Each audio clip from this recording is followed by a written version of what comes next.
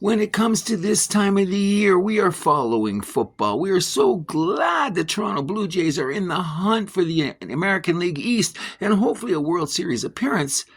But we know this city.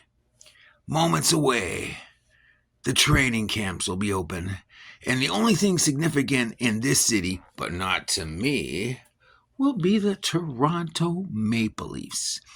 You know what the interesting thing is about hockey?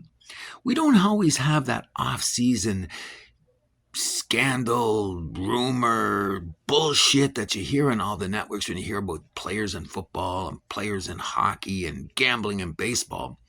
But this season, I think we're going to have a little bit extra thoughts when we're thinking about two of the greatest hockey players that have ever donned skates in the history of the NHL. And they're going to affect two franchises that are very close to the house that happens, one being the Toronto Maple Leafs, and of course the one that really matters, the Montreal Canadiens. Could it be conceivable that the hot stove is talking this much about Sidney Crosby going to the Montreal Canadiens? Can it be real? A kid who grew up in Nova Scotia and all he thought about was the Flying Frenchman, the championships, the glory. I don't think he'd be thinking about Toronto because freaking 1967 he must have thought that T-Rex was roaming the face of the earth. But that's not the point. It's a great talking point to understand a player of this greatness moving to a franchise that exhibits the greatest greatness in the history of NHL would be absolutely earth-shattering, gobsmacking. Oh my God. And if it happens, I'm going to walk Sidney Crosby's dog. I'm going to drive him from the airport. And I might even have to get myself a Crosby jersey.